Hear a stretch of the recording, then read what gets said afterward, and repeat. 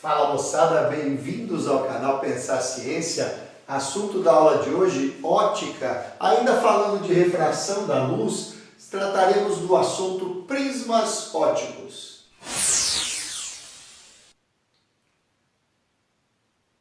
E o que é um prisma ótico?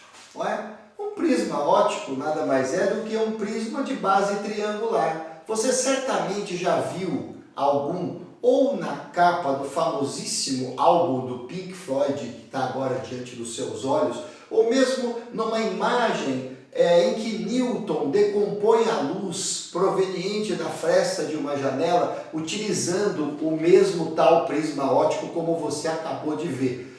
Agora, o estudo analítico de um prisma ótico ele é um pouquinho mais trabalhoso. Ele tem a ver com esta imagem horrível que está aqui diante dos seus olhos, essa coisa assustadora, que te dá vontade de desligar esse vídeo nesse exato momento e partir para outra, não é? Curtir a vida de uma maneira muito mais agradável, mas não pode.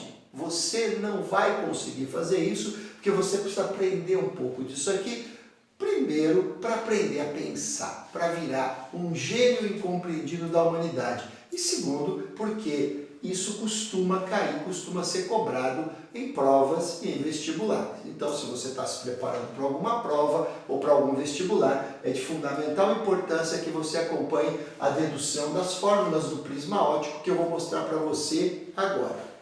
Dá uma olhada, todo prisma ótico, por ser um prisma de base triangular, ele vai ter três ângulos internos. Um dos ângulos internos vai ser chamado de ângulo de abertura ou ângulo de refringência. Então, isso que foi chamado aqui de A é muitas vezes chamado de ângulo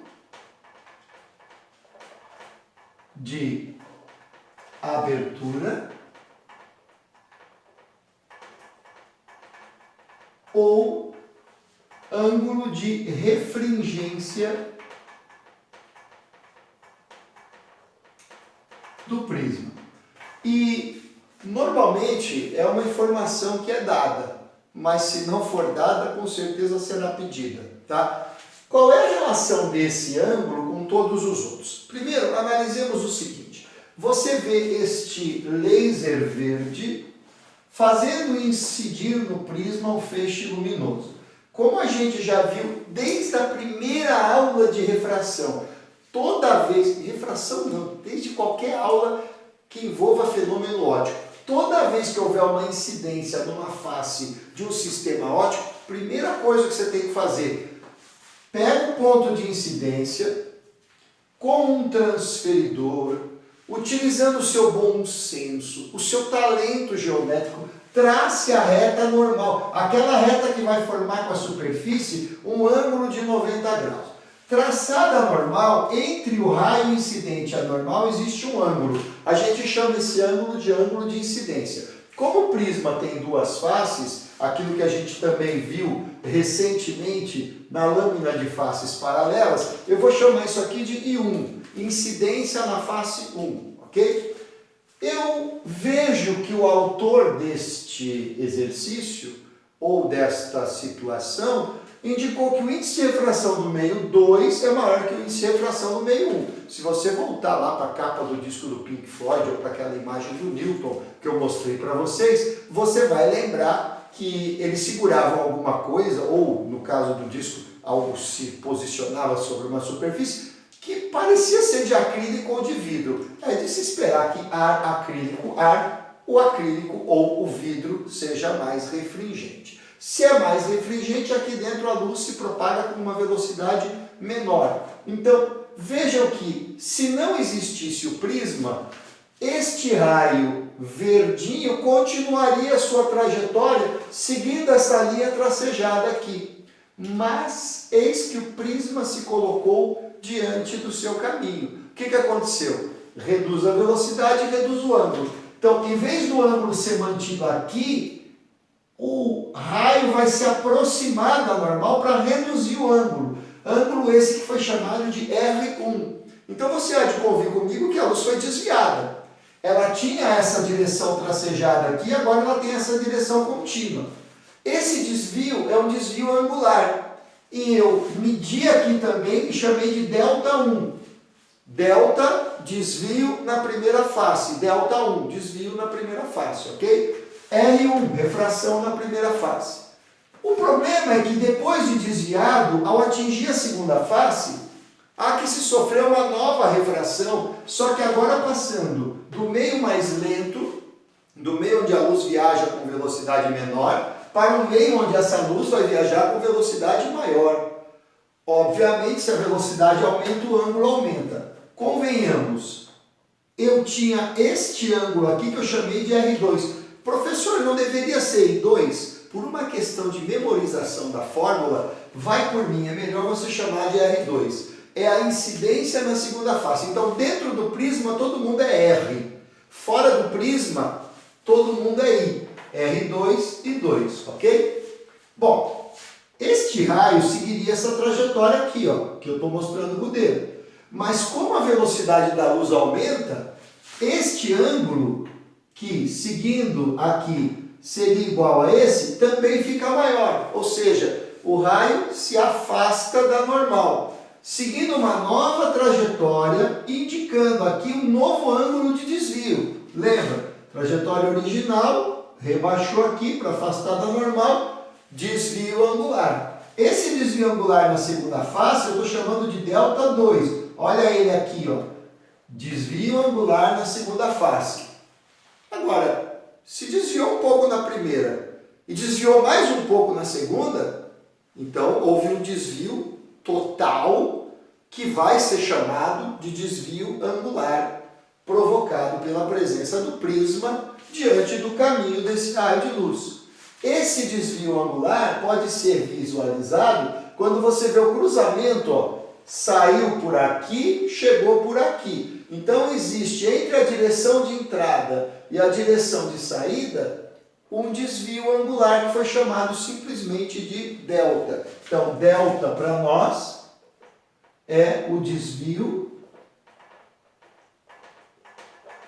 angular provocado pelo prisma, ok?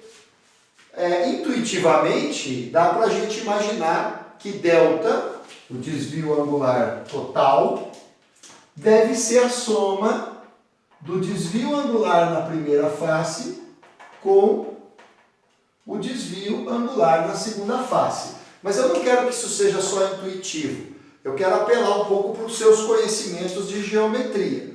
E eu garanto que você já ouviu dizer, se não lembra, ou se ouviu dizer, mas não tem muita certeza, você pode procurar uma aula de geometria sobre os ângulos num triângulo. Você já ouviu dizer que o ângulo externo de um triângulo é a soma dos internos não adjacentes. Adjacência, vizinhança. Então, ó, tá vendo o ângulo delta aqui? Eu vou achuriar para você esse triângulo aqui, ó, em verde, para ficar mais fácil de visualizar. Não era tão difícil porque ele tem todos os lados verdes, né? Mas eu preferi fazer isso.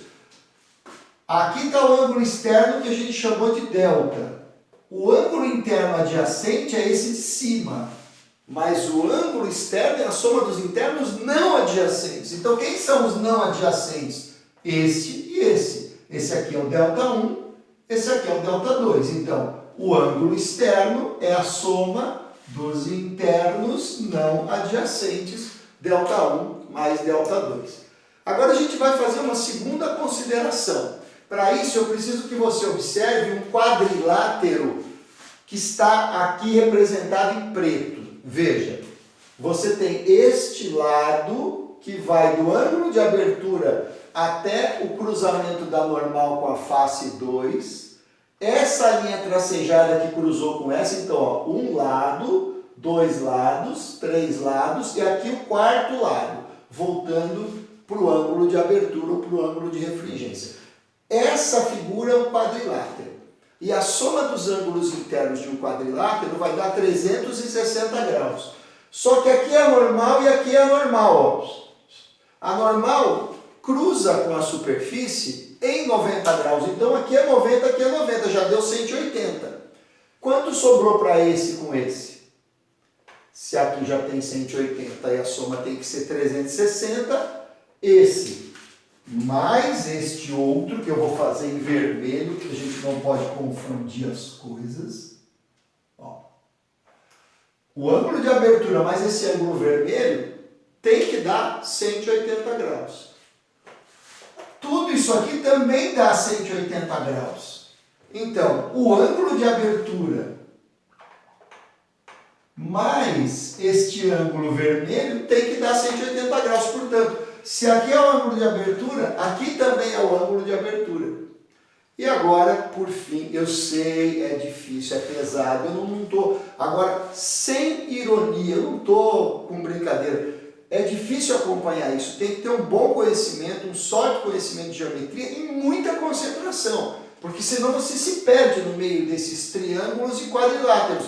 Mas mantenha-se concentrado porque está acabando, ok? Agora eu vou pegar esse outro triângulo aqui, que eu vou achurear em preto, ok? Só para facilitar o destaque dele.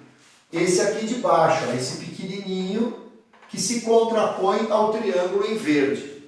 Percebam que o ângulo A, o ângulo de abertura, que aqui com esse dá 180, então aqui com esse também dá 180, por isso que isso aqui só pode ser A, é ângulo externo do triângulo preto. Se ele é ângulo externo, o valor de A é a soma dos internos não adjacentes. O vermelho é adjacente a A, R1 e R2 é que são os internos não adjacentes a A. Então o A vai ser R1 mais R2. E agora, fixação, pessoal. Muita vontade de visualizar com nitidez, porque nós vamos olhar para dois ângulos que estão pequenos na figura e no vídeo, mas não impossíveis de serem vistos, ok? Visualizem o seguinte, ó. Estão vendo aqui o R2 e o ΔH2, o R1 e o ΔH1? Lembrem-se que este ângulo da linha tracejada verde até a linha tracejada preta era para ter sido I1. Só não foi I1 porque a luz desviou. Lembra que a luz ia seguir aqui? Então, esse ângulo aqui e esse aqui são opostos pelo vértice. O problema é que esse ângulo aqui ele foi separado em duas parcelas. Numa das parcelas, a gente anotou ΔH1. E na outra parcela, anotou R1. Mas as duas parcelas juntas continuam sendo opostas pelo vértice ao que nós chamamos de I1. Portanto, I1 corresponde a ΔH1 mais R1. Ah, e o que mais, professor? Vamos olhar para cá. Ó. I2 e esse cara são opostos pelo vértice. Só que esse cara nós também parcelamos em duas componentes, R2 e ΔH2. Então, ΔH2 mais R2 também serão iguais a I2. Conclusão. Se eu somar essas duas equações, olha que coisa interessante que eu vou ter. I1 mais I2 igual ΔH1 mais ΔH2 R1 mais R2. Agora a gente vai para o outro cantinho da lousa. Quem é ΔH1 mais ΔH2? Exatamente. O desvio na primeira face mais o desvio na segunda face é o desvio angular total. Então o desvio angular total está representado aqui, ó. Esse cara, ou essa soma, é o desvio angular total. Quem é R1 mais R2? R1 mais R2 é o ângulo de abertura. Poxa, então é possível a partir daqui encontrar uma fórmula que me permita calcular o desvio angular que o prisma vai provocar antes mesmo de jogar a luz nele, bastando para isso conhecer o ângulo de abertura. Conhecendo o ângulo de abertura e a relação entre os índices de refração, você consegue pela lei de Snell determinar todos os ângulos. E você ficaria com essa estrutura aqui, ó. Eu vou manter esse cara isolado e vou passar R1 mais R2 para o primeiro membro subtraindo. Então, como é que vai ficar? Delta é igual a I1 mais I2 menos R1 mais R2. Com isso, você tem duas possibilidades. Possibilidade número 1, memorizar que o desvio angular provocado por um prisma é a diferença entre a soma dos de fora, quem são os de fora? I1 e I2. E a soma dos de dentro, quem são os de dentro? R1 e R2. Então, a diferença entre a soma dos de fora e a soma dos de dentro. A outra estratégia é trocar a soma dos de dentro pelo ângulo de abertura. E aí você fica com desvio angular igual a I1 mais I2 menos A. Ou seja, é a soma dos de fora, I1 e I2, os de fora do prisma, claro, né? Menos o ângulo de abertura, que é a soma dos de dentro. Né? O ângulo de abertura é a soma dos de dentro. Um assunto que dá um certo trabalho, a gente precisa ter muita atenção, se concentrar bastante, não ter tempo, muito tempo para brincadeiras, porque se você der uma desconcentrada aqui, você se perde completamente, isso aqui começa a parecer bruxaria, voodoo ou, como dizem por aí, matemática, que não é o nosso objetivo, tá? Eu espero que você tenha conseguido acompanhar. Se a coisa não andou muito bem numa parte do vídeo, volta ao vídeo, deixe lá suas observações nos comentários, se você sentir necessidade, mas procure lembrar que no final das contas, o que o exercício vai exigir de você é o cálculo do ângulo de abertura e o cálculo do desvio angular total. Como é que eu calculo o ângulo de abertura? Somando os de dentro. Como é que eu calculo o desvio angular total? Soma dos de fora menos soma dos de dentro. E você tranquilamente vai passar por exercícios envolvendo o prisma. Ok? A aula de hoje vai ficando por aqui. Em breve teremos uma aula só para falar de exercícios. E se você gostou do conteúdo, dá um joinha. Se não quiser perder essa próxima aula, inscreva-se no canal.